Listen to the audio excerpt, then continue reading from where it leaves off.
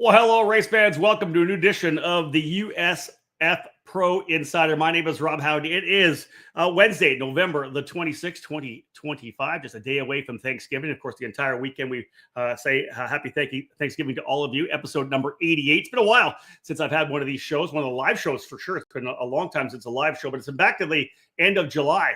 For the last USF Pro Insider podcast. Indeed, that was with Max Garcia, who will be joining me here tonight. This is essentially the start of 2026. We'll cap things off with what I'm calling Champions 2025. So all three of the champions from USF Pro 2000, USF 2000, and USF Juniors joining me tonight. Of course, Max Garcia, Jack Jeffers, and Leonardo Scorpioni will join me on the show.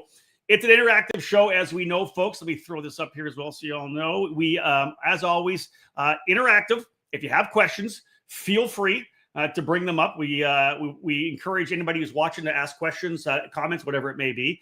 But indeed, I want to get things underway. I'm not going to get the guys in here yet because I want to start things off with kind of some serious news. First and foremost, obviously, the 2026 schedules came out. I'm not going to dive into those right now, go deeply into those. We'll do that in the next show where I'll look more at the schedules. We'll dive kind of into that. Of course, we'll turn around after that as well.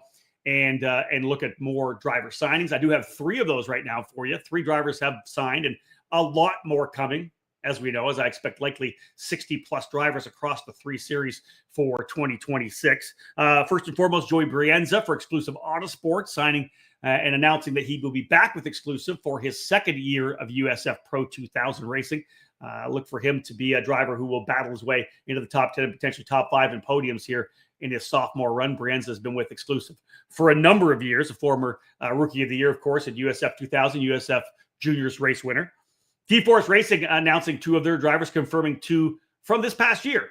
Thomas Nordquist making the move up from Juniors into the USF 2000 program, and Vilo Aaltola, the driver from Finland, is back for USF Juniors, and he will be an instant title contender.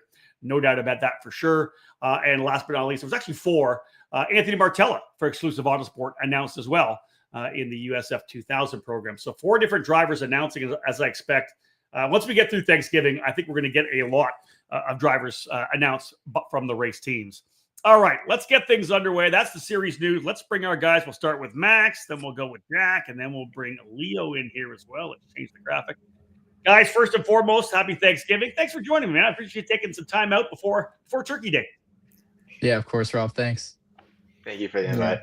Thank you, Rob. You guys are all stars, obviously. Again, let's talk about Max Garcia, USF Pro 2000 champion with Pabst Racing, scholarship worth over $594,000 to make the move up into Indy next in 2026. We'll be joining Able Motorsports. 9 wins on the season, tied with Cal Kirkwood for the record in USF Pro 2000. Jack Jeffers as well from Exclusive Autosport, winning the championship at USF 2000. He wins $405,000 to make the move up to USF Pro 2000.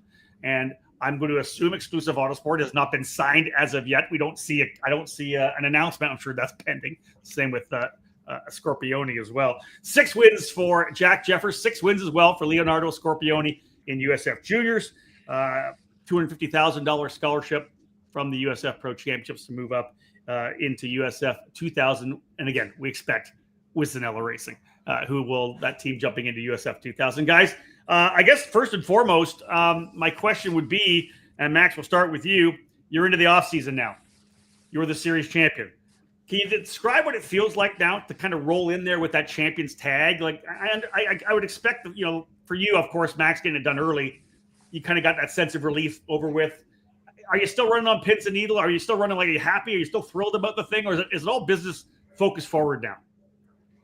It was all happy up until it was time to get in the car for the first time. Then it was back to business. So it's been business for a little while now, and just really hungry to get back in the car in January for the first test of the new year.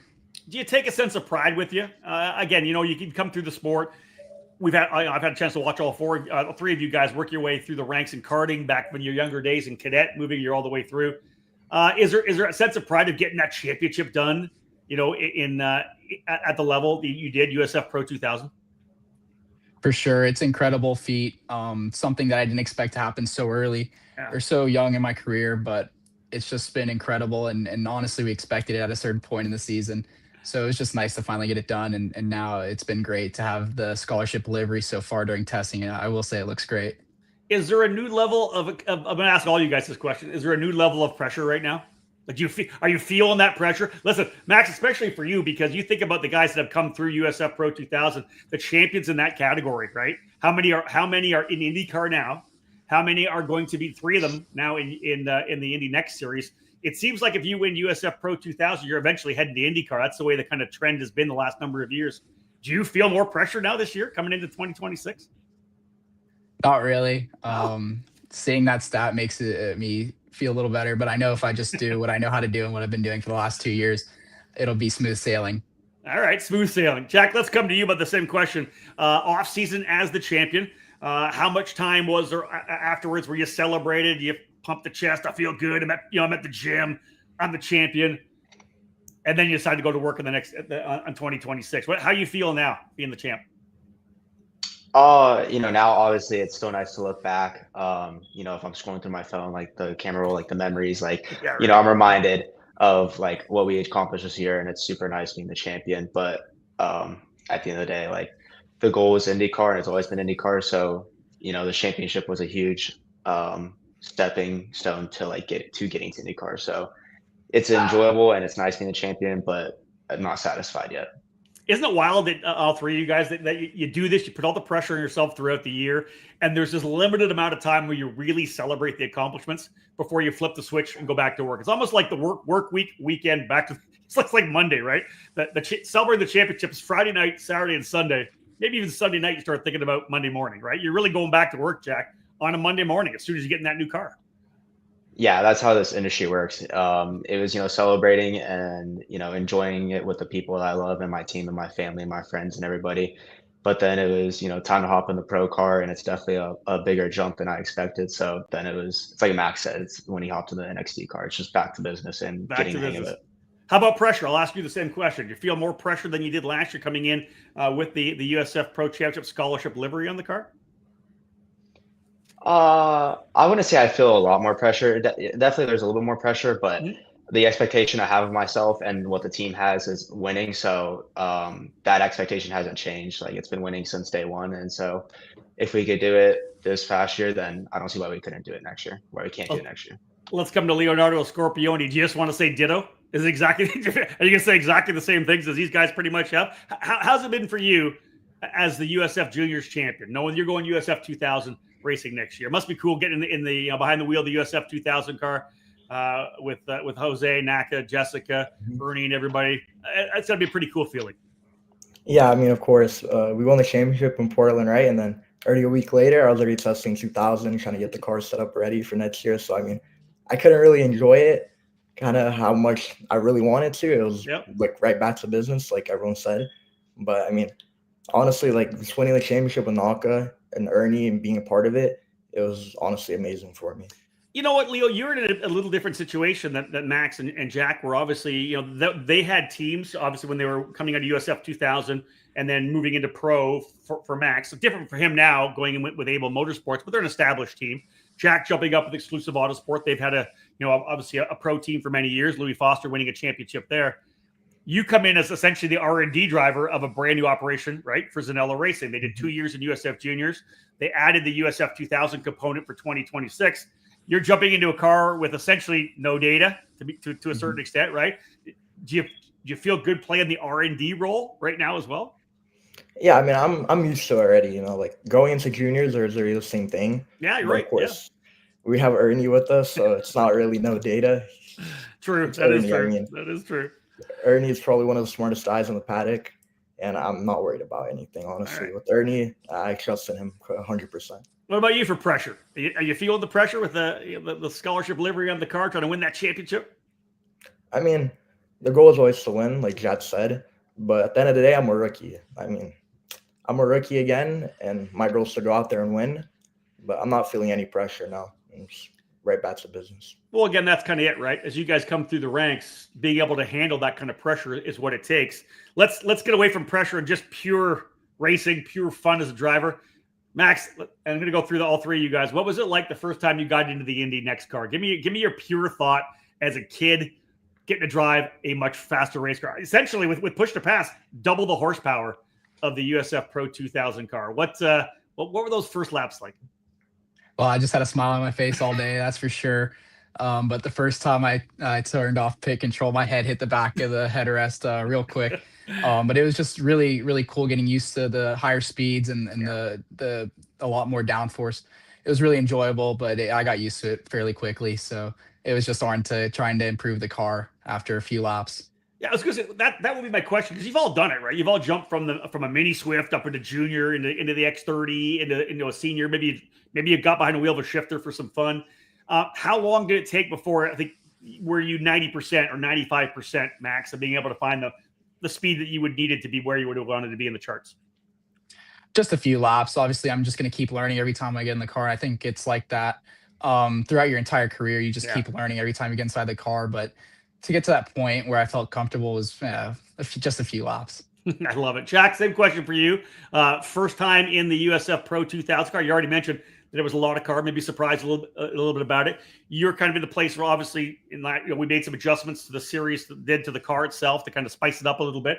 What were your thoughts jumping from 2000 into the Pro car? And where was it, by the way? Where was it? My first official time in the car was at Autobahn, which was actually my first time at Autobahn, which is catches a lot of people off guard because the team goes to Autobahn a lot, but I've never tested Autobahn. So it was the day right before the 2-day Road America test. So that was my first official time in the car.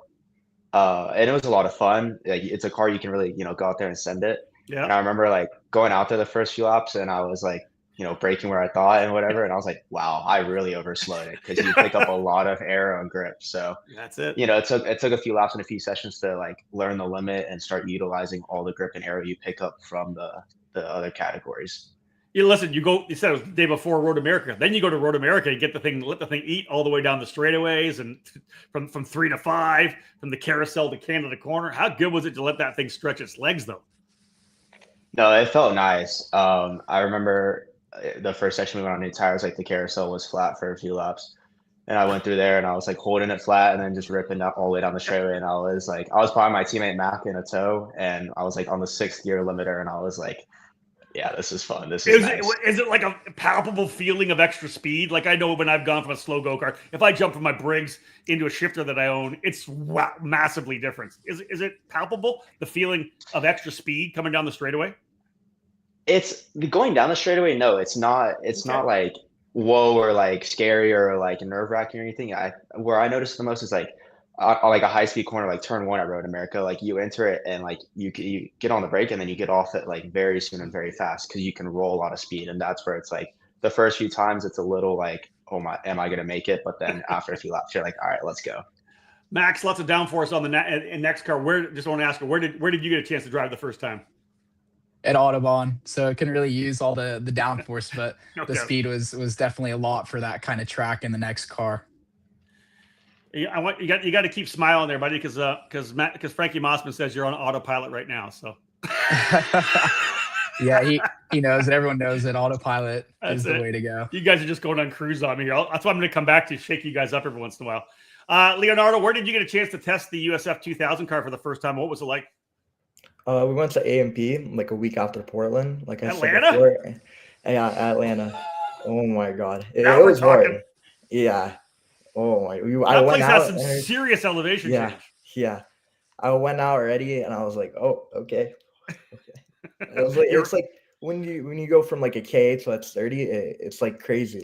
Getting bats of power, compared to the juniors, for example, and the juniors slam on it, and you have all the grip in the world. You get a little bit on power in the 2000, you're already fighting with the rear, fighting a little bit with the car. So it's definitely more challenging than I thought it was going to be, but it's been fun so far.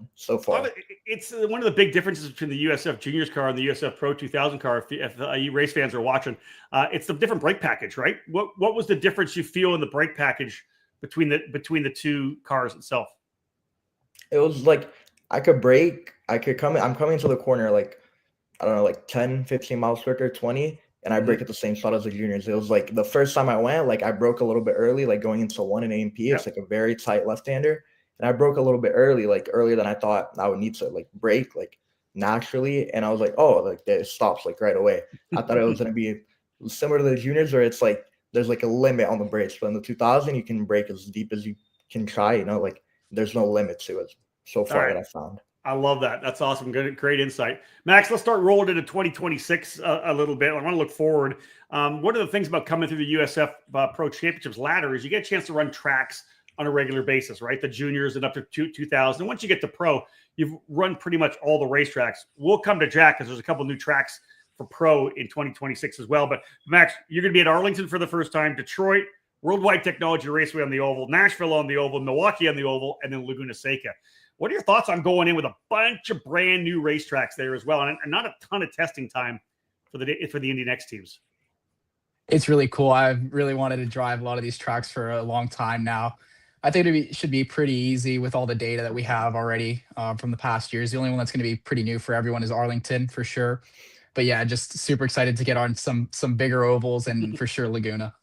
One of the things that you got a chance to do with your scholarship was a full day, I believe, at the Dallara simulator in Speedway, Indiana. Have you got a chance to do that as of yet? Not yet. Looking forward to it for sure. Might get on there before a few ovals or Laguna. I would think that'd be a great idea. Jack, let's come to you. Obviously, a couple new tracks for you as well. First and foremost, Arlington, the addition of Milwaukee. And then last but not least, the new track in Toronto, right? You won't be running on the track down on Lakeshore Boulevard, a brand new facility or a track laid out up in Markham, Ontario. What are your thoughts on those tracks coming into 2026? Arlington, I'm obviously excited for. It's rare Texas that boy. There's racing in Texas, so I'm happy to race back at home and have everybody there, my friends and family, and be able to put on a show there. As far as Markham, I talked to Mac a little bit about like the location of Markham and whatever, and he says like it's all right. So a street course is a street course. I normally do good on street courses. And in Milwaukee, I'm also excited for. I think that's going to be a cool oval to add for us. So I think that'll be really exciting. Big speed for sure. Milwaukee, obviously more. And again, that was kind of the mindset. Danny Anderson really wanted to take the USF Pro guys to a faster oval, another oval for first and foremost. Max, before I come to Leo, do you think, obviously it's a good idea, but do you think you likely would have been happy with the opportunity to run maybe another oval, a bigger oval before moving into next? I think so. I think IRP also, its characteristics are so different to a lot of the ovals that Indy Next and IndyCar races at. So it would have been nice to have that Milwaukee last year. Yeah. But no, I'm just really happy that these guys are going to have it going forward. But yeah, we have a bunch of tests at all those tracks before we actually race there. So pretty confident it'll be a smooth transition. Leo, you're pretty much the same, I think, right? Although you get to run St. Petersburg for the first time. USF 2000 is there. Pro 2000 won't be there. What are your thoughts about starting the season off, getting ready to go at St. Petersburg? You excited? You're a Florida guy. You excited about that too? Yeah, I'm so excited. I mean, it's like a home race for me. I live an hour and a half from there, and I'm so excited to race the street track. Like it brings me back to go-kart days. I love the street tracks, the barrier tracks, and everything. Yeah, I can't wait to. Yeah, exactly. I can't wait to do it in a car. I'm so excited for it. What about the oval? First time running at IRP. Have you tested the oval yet? Yeah, I tested the oval 2-day test there. What'd you think? I liked it. It was fun.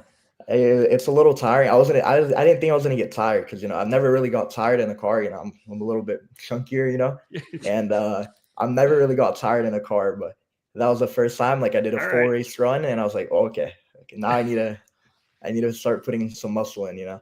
Let's get a question here because Elaine, everybody knows Elaine Sinclair, one of our big fans here. She says, for Leo, Jack and Max have raced at all these tracks before, but expect these tracks are largely new to you. Did any track surprise you? Do you have a favorite? So the testing you've done, were you like, let's just say the oval, were you surprised by that track and kind of what it took? You talked a little bit already about how much time. Here you go. We get a little insight here from NACA. Over 300 laps in 2 days. Freedom 75 laps. So you did essentially 4 races over 2 days. Did you do a race simulation? Yeah, I did a full race run, and then before it was like I would do 10 laps, come in, work on the car, and go out for 2 hours straight, not getting out of the car, just working on it. No way. It was fun. It was fun. I liked it. It's a different discipline. You mentioned your physicality, but the mental side, I think, of running the oval is one of the big things as well, isn't it? Yeah, I mean, Frenzoni, he was the spotter with me on the radio, like when I was there, and he made a joke before I went out. He's gonna say halfway through, and I'm gonna be like, "Oh, I thought it was like 5 to go or something like that." He was like, "It's crazy how mental it is." And then he told me on the radio, it was like it was last lap actually, and he told me, "Oh, halfway," and I was like, "No, I can't. Like, I'm coming in the pits. Like, I can't do it." And he was like, "No, I'm just joking. Last lap," and I was like, "Okay, thank God." And I was like, "Oh my God," but it's definitely a struggle a little bit. But I had fun on the oval. I thought it was very how you put the throttle down and how you take it out. I thought that was very like it helped me a lot to learn, especially in the 2000. You have to be a little bit more careful going on power, and I think it helped me a lot to learn how to drive the car in general. Max, what are your thoughts? Listen to that. You know, it was a couple of years ago when you were in that USF 2000 car driving the oval for the first time. Now you're going to go badass around Nashville and Gateway and Milwaukee. Give me your thoughts of remembering back your first laps around IRP. It was definitely a lot of fun. Definitely a different discipline to anything else we go to, really. There's some corners that are kind of similar, but not really. And like Leo said, the throttle application is really different, and it's really the drawback of the throttle, so you don't really pitch it too much on the entry. So it's just learning all those things, and you really need to be smooth with your inputs at the oval more than anywhere else, really. Max, have you done a chance to do any big oval testing yet with Indy Next? I haven't really had a chance to look at where you've gone. Have you been on anything yet, big oval wise? No, I think the first time we get on a big oval is in season, so it's going to be a few months before we get going quick. Jack, let's just bring that and cap it off with you. What were your thoughts your first time you ever jumped behind the wheel? First of a USF 2000. I'm pretty sure you've tested the pro car there as well at IRP. What were your thoughts the first time you got to IRP? It was cool. It was definitely a different experience. I remember like the first few laps I was running like the middle lane, and then Braden told me, you know, you need to go higher and go higher. So I slowly like built the confidence to get closer and closer to that wall. And then after 20 laps, I felt good on it. You know, had a few moments, especially like, you know, if you accidentally get on the seamer or something, it gets real sketchy. But no, it was really cool. It was a blast my first time. If you're a race fan at IRP for the Freedom Weekend, the Carbonite Classic, go stand in turn one. I always love standing on the entry to turn one and watching you guys barrel it in there and just like hang on that throttle all the way. And I just think that's absolutely awesome. All right, I've got a couple specific questions. Let's start first and foremost with Max. Max, I saw your social media. You made a trip down to Columbia with your high school to build a house for a family. A less fortunate family. Can you give me some insight into that? What a cool trip for you here in the off season. It was an incredible trip. Definitely an eye-opening experience for sure, seeing what life is like over there. But I thought it was really, really cool to build a house. It was the first time I'd really been on that side. Now I know what the mechanics feel like. So that was cool. But yeah, just being part of something bigger than yourself was incredible for me, and seeing how the girls of that family had a smile on their face no matter what, even in their living conditions, was really moving. That's amazing. Jack, let's come to you. You didn't go to Columbia, but you actually moved from San Antonio. You are full-time now in Indianapolis. You're at the shop. You're at Pit Fit. How's that gone? What's a day look like for you completely immersed in your racing career? You know, it depends. If it's like if it's a day like a normal day, I'll try to get up and you know, my team owner, Michael Duncraft, has asked me to start tutoring his daughters. So sometimes I'll occasionally go tutor them just to give me something to do. And then I'll head to the shop after that and just hang out there, talk to like Lou, the engineer, and the mechanics. And sometimes I help pad the cars and just learn like how everything goes on there and what everything's like. I like that. And I'll go to Pit Fit at the end of the day and then, you know, go home and make myself some food or get some food. And that's like a basic day.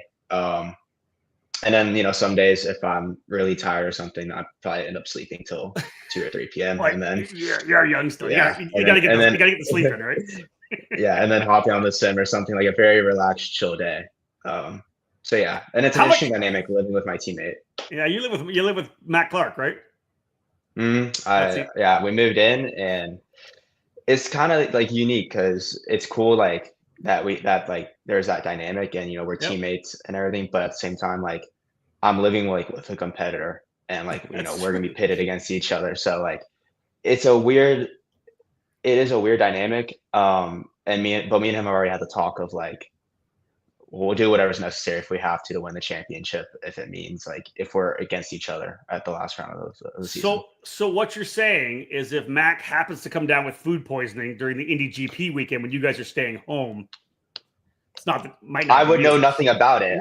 You wouldn't have made dinner the night before and like that, right? maybe, or I would maybe take care of him, but I need to get my rest, so he's That's probably true. on his own. Yeah, yeah, that's it. You put a pillow down in the bathroom while he's puking in the toilet, right?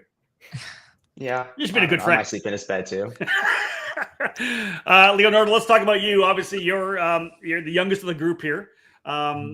Obviously you're juggling school still, right? You're still deep in school. I know Max is as well. How do you juggle it all? That's one of the things I always want to question. Like, I know you guys are on school. You're trying to be on the sim. You're trying to go racing. You're trying to go testing. Are you in a regular school? Are you in a regular high school? Are you doing online courses? How do you approach the whole schooling side of things?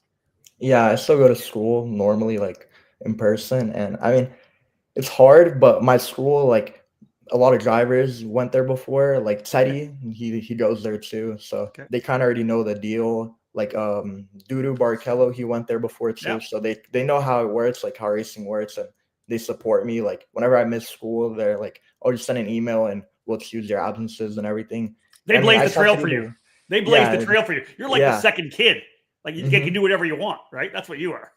Yeah, I mean, like as like for this year, like I'm a sophomore. Like they took like 4 of my classes out, so I go to school for half the day already. So it's already a help. And I mean, it's not that hard. Like I'm used to it already, and it's like I know I have to do all the work and get your grades and everything. But at the end of the day, racing comes first in my life. So I'll still get on the sim at the end of the day and try to get as many laps in practice.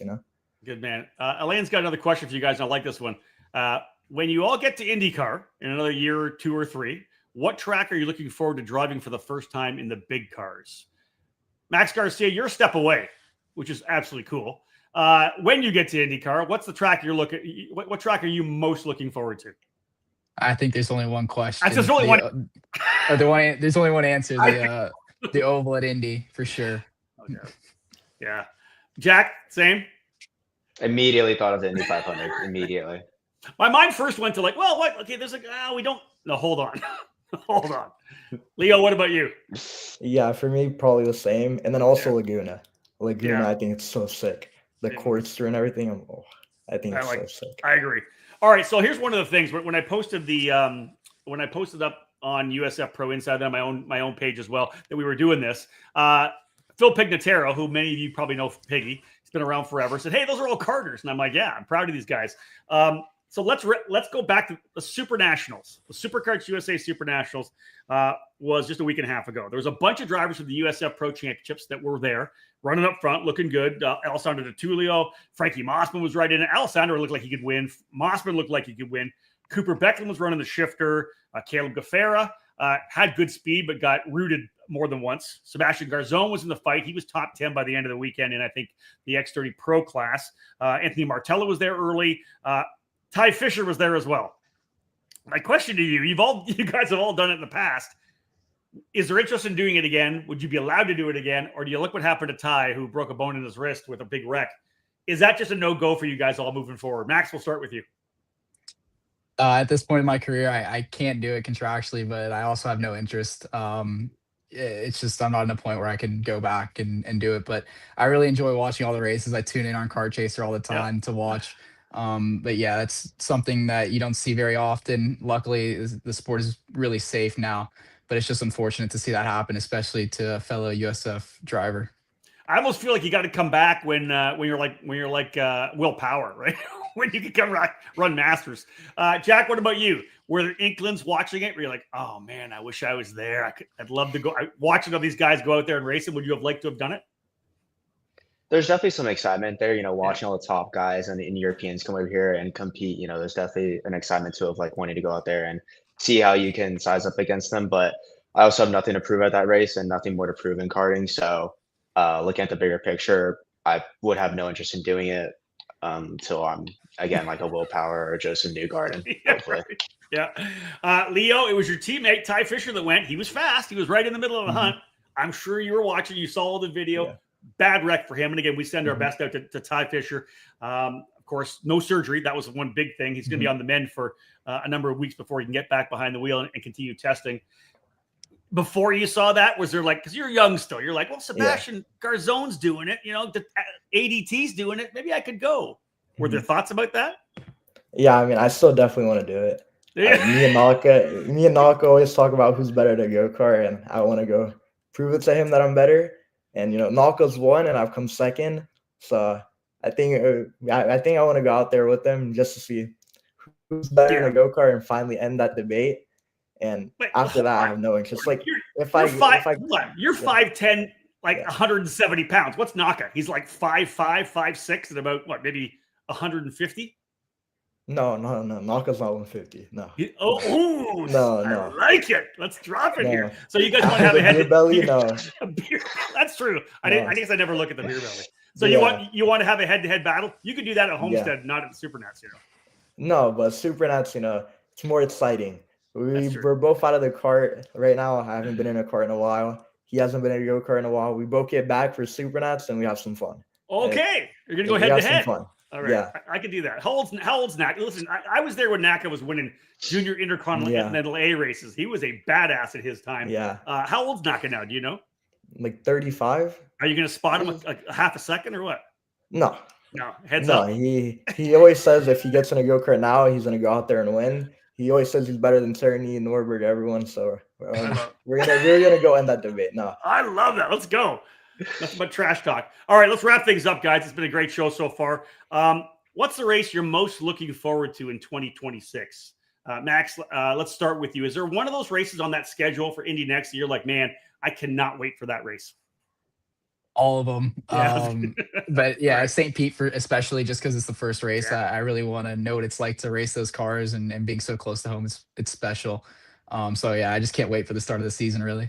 Do you think of some of the tracks you've been so good at, like a Road America? Like, again, you know how I always talk about the fact where there is an opportunity, you're kind of rolling through the midseason as a rookie. You get halfway point. You're not really a rookie anymore. You've run an oval. You've run a street circuit. You've run a natural terrain road course. Is it like a Road America? Is that a track that you think, man, kind of looking forward to seeing how I can perform there? Yeah, for sure. Road America has been a home track to me through Pabst for a few years. So just excited to go back there. And it's such a great track. But no, I'm not really concerned about, that point in my season, whether or not I can win or not. I'm just looking forward to learning this year. That's it. Jack, you're going to move up into Pro 2000. There's a number of tracks you've run on before, but there are new tracks as well. Is there one of those facilities that you're looking forward to in 2026 specifically? Arlington. Is it? For sure. That's been what I've been talking to my mom about it. I've been talking to my team owners. I've been talking to everybody about it. I'm super excited to race back in Texas and race on a street circuit right next to the Dallas Cowboys Stadium. So. Will there be added pressure? Like you know, lots of family, lots of friends. You're gonna have the pressure of being that. Like you saw what Mac was like last year at Toronto, at Toronto. The hometown pressure, right? What do you think about that? I haven't given it much thought, but I don't think that I'll feel too much pressure. I know what I'm capable of, and everybody knows what I've already achieved. So at the end of the day, my goal is to go out there and just win and do my job and keep moving forward. Leo, so many new opportunities for you, right? St. Petersburg, you can go to your Florida track, your home track. You're from Windermere. The Oval at IRP. First time racing on the road course in Indianapolis, right? Markham. Is there one of those races that stands out for you? Yeah, St. Pete. It's my home race. I love you guys just going back to your home races. Yeah. Yeah. And it's the first street track that I've driven in a car.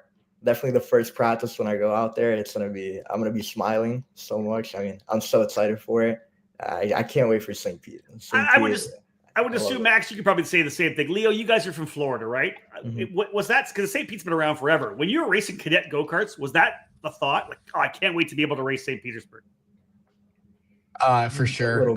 Getting to USF 2000 was a dream to me. But yeah, let alone racing at St. Pete. And yeah, St. Pete's been good to me for a few years now, but just excited to get back there in the next car. Leo, maybe you'll be the guy that's good too. Did you go as a kid, Leo? Did you go to the St. Pete when you were like 8, 9, 10 years old? No, I've never went. It's going to be my first. I went last year just to watch a little bit, see how it works. And I thought the track was sick. I watched the 2000 in the pro race, and I was like, oh, I can't wait to drive this next year. I can't wait. My last question is about growth. And you guys know I talk a lot about this. I talk to you, your families, everybody throughout the years about the fact that how much you guys change, all the guys and girls in the series change from the start of the season to the end of the season, how much growth you have throughout the year. I know, Max, you can go look back to what you were like. We've talked before in podcasts about what you were like your first year coming in to run USF. 2000, before we kind of changed the ages to 14, 15, and 16 amongst the series. You were only 14. You couldn't even run the first race of the year. Over this particular year, you started the season off in a pretty good battle with the Tulio. You guys were kind of lined up like you guys were going to fight all season long. You kind of stretched yourself away. Was there a part in the middle of the season? I'm going to ask all three of you guys. So Leo and Jack, prep yourself for this. Was there a turning point for you where maybe there was a bit of growth? Did a switch go off in your head sometime during the season at one of the races where maybe the competitive mindset just fired up? Was there a time that you consider a turning point? I don't think so. We've talked about this before. I feel like it's just the routines that you get into every day at the track, away from the track. And so it didn't really feel like I changed at all, but it definitely it looked like it, just watching the races from the outside, and people have told me, but no, I didn't feel like I was any different. But yeah, definitely something changed. I'm still trying to figure out what it is. I'd like to bottle that, please, right? Yeah. Jack, what about you? Obviously, you got a lot of highs, a couple of lows on the season. Was there a turning point for you mentally as a driver that you kind of made that shift that allowed you to roll your way through, kind of storm your way through the championship at the end of the season? Yeah, I would say the turning point was Road America for me. Just it being such a disastrous weekend on my part and letting myself and everybody down. I had to go home and do a lot of self-reflecting and everything. And that's where it kind of a switch in my mindset and my work ethic and everything changed. And that's kind of what enabled us and enabled me to come back and as you said, go on a tear and storm my way to a championship. Yeah, you can't say much about winning 2 of the 3 races in Mid-Ohio coming off that Road America weekend. That was obviously it paid off. Everything you did, everything you changed, totally paid off there. Yeah, no, it definitely did pay off, and it's a huge thank you to everybody at EA, obviously, because they were a big part of it. Obviously, you need a good team behind you that supports you and that they have your back. And so Braden, Michael, Josh, Lou, everybody, sat down with me and just talked to me. And I had a couple conversations with Michael Duncalf, and he just told me that my career is at like a tipping point. And it's like you need to rewire yourself and change. And so, that's what I did. I came home, had a lot of conversations with my mom, fixed myself, got myself better, and then came back, and we should have won all 3 races at Mid-Ohio, but then got a penalty. And then, we went on the tear at Toronto, and then Portland was just managing and getting the championship. Yeah, it was awesome for you. Leo, listen, you were a sophomore driver, so we watched you as a junior coming in with a brand new team, right? Zanella Racing. You had a strong year. You had a podium, or I think 1 or 2 podiums your first year. You came out of the gate like a rocket at NOLA. You won the Academy Winter Series. Was it the very start of the season? Did something happen in the off season where it was a switch for you? Because you really, out of the gate, you were super strong. Where do you look at being your turning point for 2025? Was it even in the off season between 25 and 26? Yeah, I was in the off season. Going from 24 to 25. And at the end of the year, I was starting to get a lot quicker. I was driving a lot better. We were figuring out the car.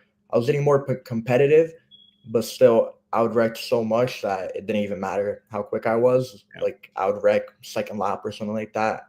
I was more immature. I had like the go-kart mentality. It was like either we're wrecking or I'm going to be ahead of you. It's like I didn't think about like the bigger picture of things. And Naka sat me down. Ernie gives you so much wisdom. He's been in the sport for a long time. Mm-hmm. And he's like, I'm giving you a car where you can be competitive and you're driving a lot better, but it doesn't matter if you complete 5 laps. Like that doesn't matter if you don't finish the race. And I still, but in the off season, I struggled a little bit with speed. We had Bruno Ribeiro. He tested with us in the off season, and he got in the car, and he was super competitive right away. He was P1 or like the first day, and I was like, damn, like I've been driving this car like with this team for almost a year now, like developing the car, and then he goes from a D4 car and joins our car, and he's P1 already.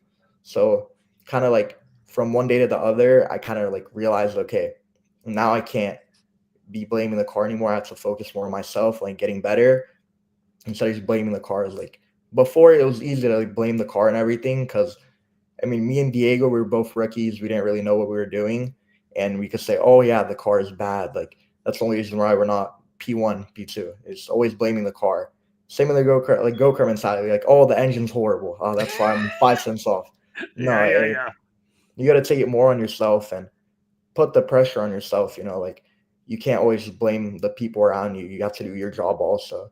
And I mean, from one day to the other, like I realized, okay, if he can do it, then why can't I? Like I was competitive in go-karts. Like I'm starting to get more competitive now. I have to do it. And it's period. There's no option. And then kind of as the off season progressed, going into the off season and going into the season, I mean, it kept like, I kept sharpening that skill, like getting more mature, realizing how everything really works. And going to the season, during the season, I was a lot more mature than the year before.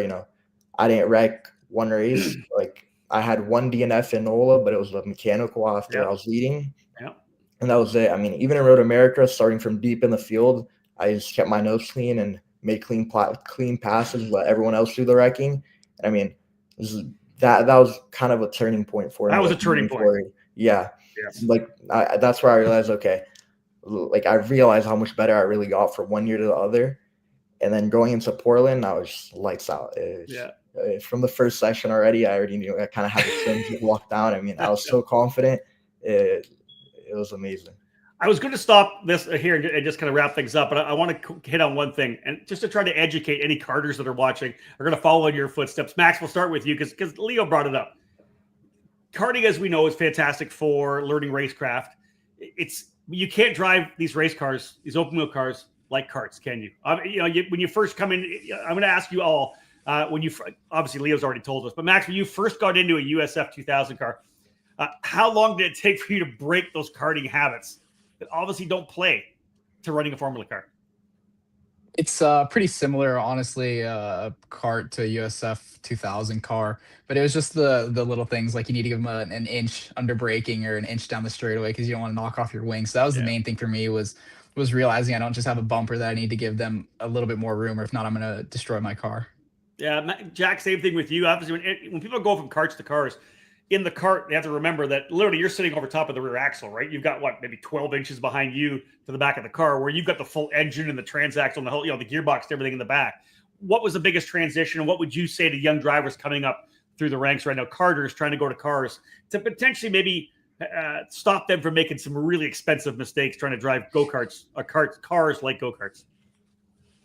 I would say that, cars require a much more mature version of yourself, and you have to be able to balance the risk versus reward. And it's like, I remember wrecking like my go-kart and me being sad and like feeling bad that it was going to cost a lot of money. And then I went and crashed a USF 2000 car, and I was like, man, like go-karts, it is nothing. Nothing. You got to be able to balance like the risk versus reward. And karting, you can take a lot more risk because you can get away with contact and everything. And, even if you do wreck, like, yes, you can get hurt in a go-kart, but the wreck's not as bad versus a car. If you don't play your cards right and you do a dumb move that, you end up crashing and totaling a car, it can ruin your season and your career. So you have to be smart and, know your battles, know which ones to fight and which ones not to, and just be aware of your surroundings, and that you can have minor contacts, but you can't be rubbing up on somebody like a go-kart. Exactly that. Leo, we'll come back to you and kind of go full circle on the question. You'll probably have a bunch of rookies running in your team in the juniors category. Will you sit down and potentially talk to some of the Zanella juniors drivers and say, listen, guys, I've been through this. I've been where you have. I've come from karts into cars. What would you tell these young Zanella junior drivers if you get a chance to sit with them? Yeah, for sure. I mean, like, I always tell them to be more patient. It's not like a go-kart. If a guy defends for 3 corners, like in a go-kart, you can just put the bumper to them. Nothing can really happen. If you try to do that in the car, you're either going to go flying over him or you're both going to wreck. It's like, you have to be patient. Like, it's not the race is a lot longer. Like, there's a lot more corners, a lot more passing opportunities. It's not like a go-kart. Like, if you try the outside, you're going to get put off like into a wall or something. It's like you can try to roll the outside. And I mean, you have to be a lot more patient and mature. You can't just go in thinking, oh, I mean, like a wreck in a go-kart, it's like, it's nothing, like in a car, if you wreck, it's expensive. It's never going to be cheap. And that's what I tell them a lot. It's not like a go-kart. You just have to be more mature, and it's not a go-kart. You can't treat the car like how you would treat a go-kart. It's completely different. I know you guys all probably watch it, and Max talks about watching the Super Nationals at Kart Chaser. If anybody drives a race car, a USF Juniors or 2000 or Pro car, like they drove their karts at the Super Nationals, My God, you guys watched it. It was absolutely nuts. Those starts were crazy. There would have been wheels and wings everywhere. It would have been absolutely nuts. All right, let's cap it off with this, guys. I'm going to give you an opportunity to talk about the people that made it happen for you this year. You are the champions from 2025. You all have the scholarship livery moving to 2026. I'm super proud of all of you. Max, one more time, I guess, you make the move. Leo, Jack, they're staying with the families, right? You're leaving Pabst Racing, moving to Able Motorsports. Give me a little last thought here on the show about what Pabst meant to you. It was like a family at the end. I'd been with them for 3 years, and I'd really grown up with them. Matured a lot. Went from grade school to high school. So more than just one way. I grew up with them, and it meant a lot. And it was really hard knowing that I'd be leaving at the end of the year. But yeah, it's not like they're going to be strangers. I'll always see my family back at Pabst. No doubt about it. Jack, how about you? A lot of people behind you to make this thing happen. You talked about the midseason stuff that you went through, but there's like a family there behind you as well. I'm sure you'll echo the sentiments from Max. Jack frees up on us potentially. Leo, let's come to you. We'll go back to Jack. Leo, what about you at Zanella? I mean, I've been with Zanella for 5 years now, so they're family to me. I've grown up my life with Naka. He's like a second dad to me. Jessica, they're like a second family, and just be able to transition into cars with them. And every step of my career, I've kind of done with them, like from transitioning from go karts to cars, and now from USF Juniors to USF 2000. And they're family to me. Like Naka knows who I am and like how I've grown up, and I know how Naka works and how we can work together. Like every year, like we learn more together, and that's what I think is kind of cool. Like Naka, he wasn't used to the car experience, and being able to move up together and learn together is really special to me. Jack, I think you're back. What are your thoughts on the whole season? Yeah. Obviously a huge thank you to my mom and my family. That's first of all, they're the biggest reason why I'm even getting to live my dream in my career. And then a huge thank you to Exclusive Autosport. I've been with them for 3 seasons. Next year will be my 4th with them. And I think one thing that, I value just as much as they value is like the loyalty that's been shown between us. It's really common for people to join different teams for different categories or for other reasons, but I haven't seen a reason to leave EA. They've given me what I've needed to win and be successful since the beginning. So a huge thank you to everybody in EA, and Michael Duncalf. I always talk and say like I look up to him as a mentor because he kind of like took me under his wing and has guided my career and helped me mature and learn a lot of things in my career. As well as like a huge thank you to Josh Cooley. Even though I was racing against his one of his sons, I have racing against his sons. It's like that's a weird dynamic, and like I can't like if Evan or Brendan ever did something that pissed me off on the track, I can't necessarily go and just yell at Josh because he's their dad. But Josh is a very non-biased person, so like I can go to him with a problem if I need to, and he's going to straighten it out if it needs to be straightened out. And then a huge thank you to Louis D'Agostino, our senior engineer, and Braden Eves. They were a massive, massive part in this championship and getting this championship. And working with Lou has been a privilege, and working with Braden's also a very special privilege. And then a huge thank you to all the mechanics and the crew members. I mean, everybody. Now I go to the shop and like I actually get to see what they do every day and work. And I'm gonna be honest, it's obviously more boring than what I get to do out on the track. So it's a huge thank you to everybody on the team and for constantly working and not giving up. Good stuff, Jack. Guys, thank you so much. I appreciate you taking the time here. Of course, the evening before Thanksgiving. You guys have a great time with your families. Have a great weekend as well. Max, Jack, Leo, thank you so much. I'll drop you back at the studio. Guys, thank you so much. I appreciate it. Thank you, Rob. Yeah, thank you, Rob. Thank you, Rob. You guys stay back there. I'll be back in a bit. There you have it, ladies and gentlemen. Let's go over to here.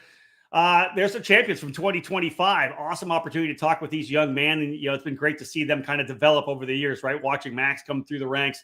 Of course, Jack Jeffers starting the juniors category. Max, there wasn't juniors when he first started in USF 2000, had that testing going. And of course, missed the first race. Didn't even run St. Petersburg. He was only 13 years of age, turned 14, and then joined the series the next year, or the next race rather. But then of course with USF juniors, we've been able to see Jack come through, work his way all the way through as a race winner in all the series. Now, of course, moving into USF Pro 2000 as a champion. Then Leonardo Scorpione, what a tremendous year. Out of the gate, super strong for Zanella Racing, and they'll definitely be challengers in 2026.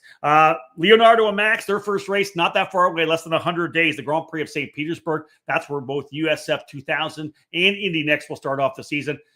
Jack Jeffers going to have to wait to the Grand Prix of Arlington, that home state race for him. He'll be super excited about that for sure. This kicks off essentially 2026. I'm going to have a lot of shows rolling. I'm going to try to do one a week if we possibly can. I decided to come back to live. I like to do that. We'll still turn this into a podcast. It'll be available, of course, on the app or on all the through Podbean and all the podcast platforms. But again, we're going to try to have some fun with these live shows throughout the offseason into spring training, which will happen at Homestead Miami Speedway in mid-February. Again, big thank you to Max and Jack and Leo for joining me on the show. And thank you guys for tuning in. A lot of great questions. I do appreciate that. Ladies and gentlemen, this is it. We are done. Thank you so much. My name is Rob Howden.